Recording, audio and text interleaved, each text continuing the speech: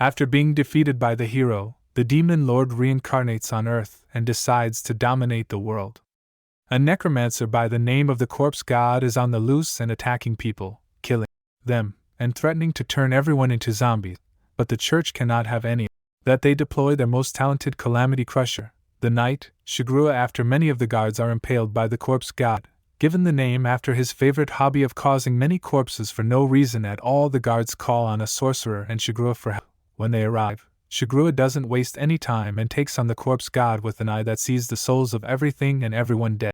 He's disgusted by the sight of corpse god and the many souls he has. He warns him to stop playing the Grim Reaper when he's just a necromancer with the very same eye that can see the dead souls. The evil eye corpse god reminds Shigrua that he's just like him, possessing an evil eye and killing people just because he can. They both play the Grim Reaper's game, even when Shigrua acts righteous. Corpse god's reasons are different from his. He dreams of a peaceful land, where children will laugh without having to worry about criminals and church guards who would kill them if they dared to be a little different. He has taken up the mission to make it a point that his dream comes true by killing everyone who threatens that dream, even if it means he has to be the epitome of his name, corpse god. Even more, he actually doesn't mind the killing since he doesn't think very highly of other living beings. They are like toys to him that he can play with at any time. It's just the children that he cares about. Especially necromancer children. Shigrua dismisses his true claims because he works for the church. He doesn't even understand why the corpse god would even try to fight to protect the lives of necromancer children. With those righteous words, he faces corpse with his own magic as corpse retaliates with his very magic that Shigrua does stand the pattern of, and a fierce fight ensues as the corpse god shoots his magic at Shigrua. Shigrua himself tries to deal him the final blow. They both go all in and don't hold back. The sorcerer immediately lends a helping hand to Shigrua to take corpse god down once, and for all everything goes dark for the corpse god dies, but he finally opens his eyes to a different world, a world unfamiliar to him. This shocks him so much because he was just in a battle with Shigrua and he doesn't remember what happened after. Now he's in some modern-looking back alley. He looks at his hands and sees how small they are. He reckons that he's in a different body. A body of a young boy. He tries to say something but realizes that he can't use his voice. He suddenly hears voices coming from the streets around the corner, and he immediately rushes over there. He looks around and marvels at the sight of this new. A drone hovers above him as if keeping an eye on him. The world he's woken up in is modern with technology so advanced that there are screens of moving pictures advertising more advanced technology. One of the more advanced technologies is the drone that is feeding live footage to a man sitting in front of multiple monitors. Out at the sight of him, he thinks that he's losing his mind by seeing a slit-throat boy and blood on his t-shirt walking around like that is normal. The corpse god walks around looking at the signs and the buildings. There are so many people and the children look very healthy and happy. This comes as a delight, but he can't help but wonder about his old world. He doesn't know if he can ever go back there. The police spot him and immediately go to him to help him, but they speak a different language. He doesn't understand Japanese yet. With every word, he gains more data from the brain since the kid whose body he possesses now was a native Japanese. Polka Shinoyama. The police are concerned about the slit of his throat, and although he's no longer bleeding, they decide to call an ambulance for him. He now seems to understand that he must have been reborn as some kid in another world, and that's the only reason he's still alive. Before he can answer the officer's question, a girl who acts very familiar with him suddenly up by stepping on the head of the officer and taking away from the officer. She says that she's glad that he's okay as she does this, talking about how cops are a pain even though they were trying after they get away in their back alleyway with no one around. She introduces herself to him as Misaki. He thinks that maybe Polka is friends with the girl, or at least he might have known her personally. She grabs him by the legs and frisks him to search and feels his warmth to see if he's indeed alive.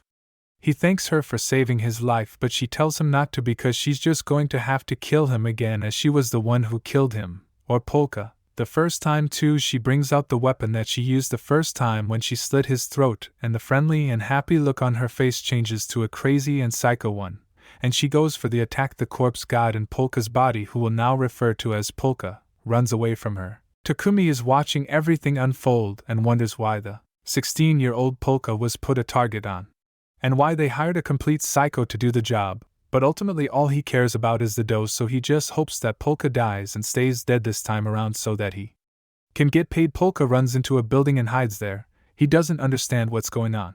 Can't even defend himself because how this new world lacks magical elements. There is nothing in the air and he can't sense any spirits. All he can do now is run away from Misaki. He hopes that he can stay away from her because if she wounds him, he won't heal. That means he could die for real because the boy's body is kind of weak and young to do any of the stunts he did in his old world. Soon enough, though, Misaki arrives through a window and surprises him with an attack with her knives. He manages to evade those attacks unscathed and she's very impressed. No one has ever put up for that long, and it excites her so much, it makes her ant more.